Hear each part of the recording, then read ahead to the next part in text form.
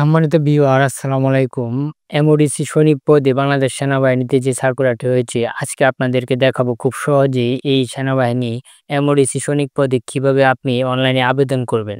তো অনলাইনে আবেদন করার জন্য আমাদের যে যোগ্যতাটা থাকা প্রয়োজন, একজন প্রার্থীকে প্রয়োজনীয় যোগ্যতা সাপেক্ষে জিডি মানে সাধারণ গ্রেড এবং ক্লার্ক ট্রেডে আবেদন করতে পারবেন। এছাড়া এমওডিসি সদস্যদের সন্তানগণও এমএস প্রার্থী হিসেবে আবেদন করতে পারবেন।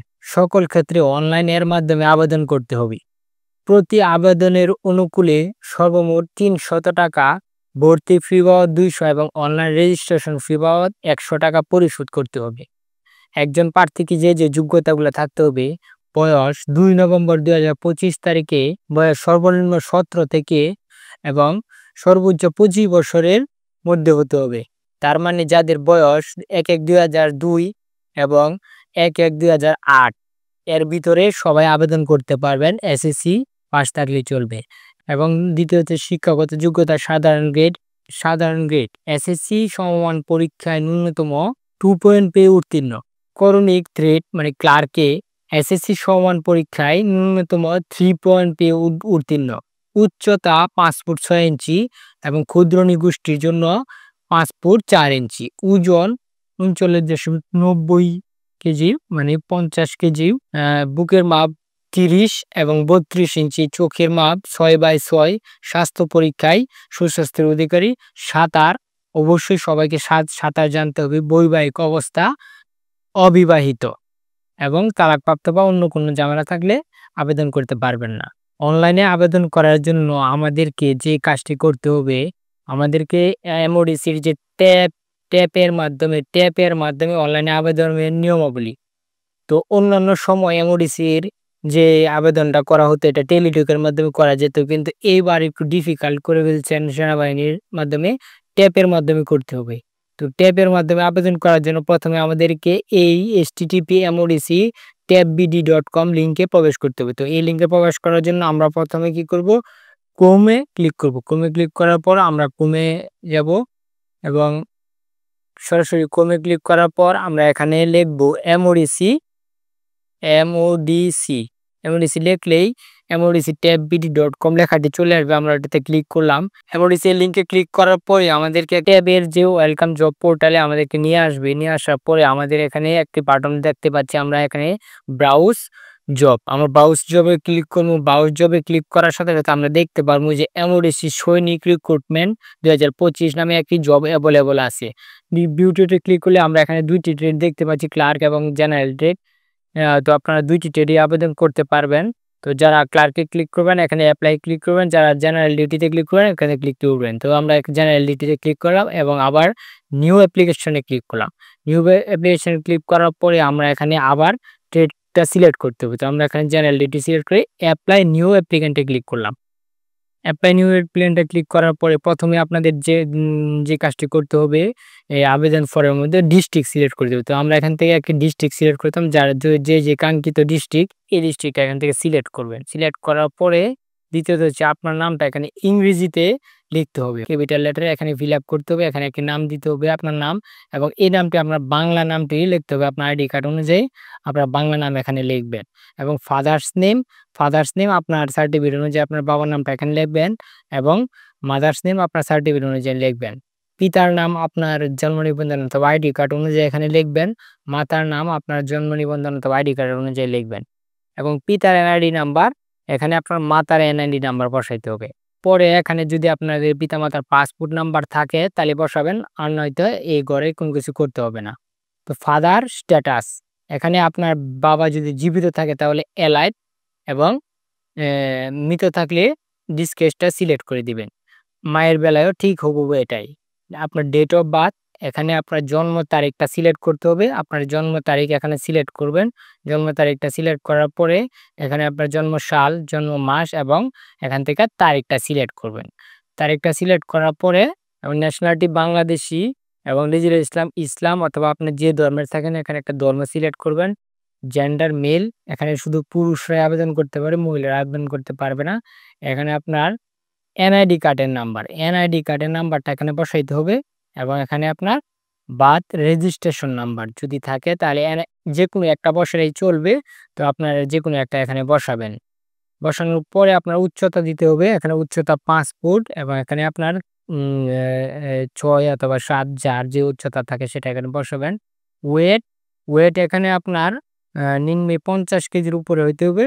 তাহলে আমরা এখানে যার যে ওয়েটটা এখানে আছে সেটা এখানে দিবেন এবং ওয়েটের শেষে যে ঘরটা এখানে আপনি ১০০ গ্রাম অথবা ৫০ গ্রাম ও কত গ্রাম, গ্রামটা এখানে সিলেক্ট করবেন। ইমেইল অ্যাড্রেস আপনার যদি থাকে তাহলে দিবেন, আর নাইলে দেওয়ার কোনো প্রয়োজন নেই। মেরিটাল স্ট্যাটাস অবশ্যই আনমেরিড।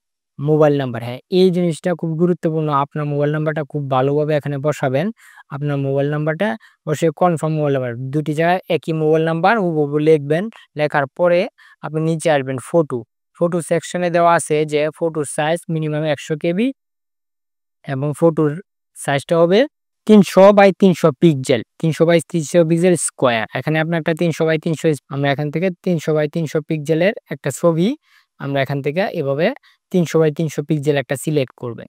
সিলেক্ট করার পরে হচ্ছে আপনার অ্যাড্রেসের জায়গায় আপনার এখানে কেয়ার অফের জায়গায় দিবেন পিতার নাম এবং ভিলেজের জায়গায় আপনি একটা গ্রামের নাম দিবেন। আপনার গ্রামের নামটা দিবেন এবং আপনার উপজেলা দিবেন, উপজেলা এবং আপনার পোস্ট অফিসটা লিখবেন এবং আপনার পোস্ট কোড হচ্ছে আপনার যে পোস্ট অফিসে যে একটা কোড থাকে এই কোডটা আপনার বসাবেন। কোডটা বসানোর পরে আপনার যদি বর্তমান ঠিকানা এবং স্থায়ী ঠিকানা একই হয় তাহলে এখানে সেম পার্মানেন্ট অ্যাড্রেস এখানে দিয়ে দিবে। ঠিক আছে? পার্মানেন্ট অ্যাড্রেসটা বসানোর পরে আপনি আসবেন হচ্ছে এডুকেশনাল কোয়ালিফিকেশনে আপনার লেভেল হচ্ছে এসএসসি লেভেলে এখানে বসাবেন। এসএসসি আপনি যদি জেনারেল বোর্ডে হন তাহলে এসএসসি সিলেক্ট করবেন। কারিগরি বোর্ডে হলে, টেকনিক্যাল বোর্ড হলে এসএসসি, ভোকেশনাল, মাদ্রাসা বোর্ড হলে দাখিল এবং অন্যান্য বোর্ড হলে ও লেভেল অথবা এসএসসি ইকুইভ্যালেন্ট সিলেক্ট করতে পারতেন। তো যেহেতু এসএসসি জেনারেল বোর্ড, আমি এখানে জেনারেল বোর্ড করলাম। এসএসসি রোল নাম্বারটা বসাবেন। গ্রুপ সিলেক্ট করেন। সায়েন্স হলে সায়েন্স, বিজনেস স্টাডিজ অথবা হিউম্যানিটিজ অথবা অন্যান্য যারা আছেন ভোকেশনাল, ট্রেড বেসড অথবা সিভিল যেটা আছে এখানে সিলেক্ট করবেন। তো আমি এখানে মানবিক সিলেক্ট করলাম এবং ঢাকা বোর্ড। এই জায়গা থেকে আপনার জিপিএ সিলেক্ট করতে হবে। জিপিএ সিলেক্ট করার পরে আপনার যে জিপিএটা আছে জিপিএটা এখানে বসাবেন এবং পাসিং ইয়ারটা এখানে বসাবেন। তো পাসিং ইয়ার বসালাম। বসানোর পর আপনার যদি এসএসসি থাকে তাহলে এসএসসি এখানে দিবেন, আর নয়তো এসএসসি দেওয়ার প্রয়োজন নাই। তো এর যেহেতু আছে তাহলে আমরা এখানে এসএসসি দিলাম। এসএসসি রুলটা এখানে বসাইলাম। এসএসসি রুল বসানোর পরে এসএসসি গ্রুপটা দিলাম। গ্রুপ দেওয়ার পরে এখান থেকে বোর্ড এবং এখান থেকে আপনার আবার জিপিএ সিলেক্ট করতে হবে। জিপিএ সিলেক্ট করার পরে এখানে আপনি বসাবেন হচ্ছে জিপিএটা বসাবেন।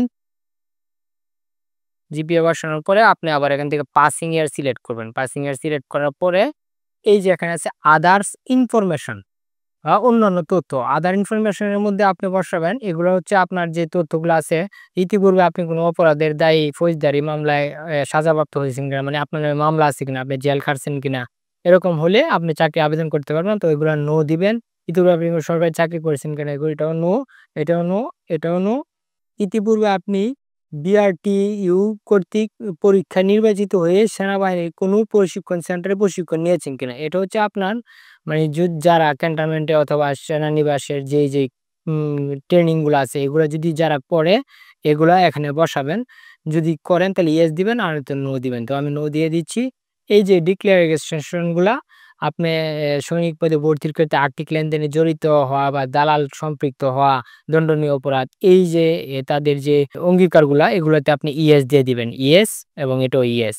ইয়েস দেওয়ার পরে আপনি তারপরে এখানে আমরা নেক্সটে ক্লিক করলাম। নেক্সটে ক্লিক করব। নেক্সটে ক্লিক করার পরে এই যে আপনাদেরকে দেখাচ্ছেন সবকিছু যদি ঠিক থাকে, আমাদের নাম এবং ঠিকানা এগুলা যদি সবকিছু ঠিক থাকে তাহলে আমরা এখানে কনফার্মের সাবমিটে ক্লিক করব। তো আমরা কনফার্মের সাবমিটে ক্লিক করলাম। আর এই সাবমিট ওকে আমরা সাবমিটে ক্লিক করলাম। তো এই যে আমাদের আবেদনটা সাবমিট হয়ে গেছে। তো এই পর্যায়ে আমাদেরকে এখানে পেমেন্ট করতে হবে। তো পেমেন্টের জন্য আমাদের ৩০০ টাকা পেমেন্ট করতে হবে। পেমেন্ট করার জন্য আমাদের এই ট্যাপ ওয়ালেট ব্যবহার করতে হবে। তো ট্যাপ ওয়ালেট ব্যবহার করার জন্য আমরা ট্যাপের মাধ্যমে আমরা এই পেমেন্টগুলো করে থাকি। তো যাদের ট্যাপ ওয়ালেট নেই তারা আমার এই নিচে থাকা হোয়াটসঅ্যাপ নাম্বারে নক করতে পারেন।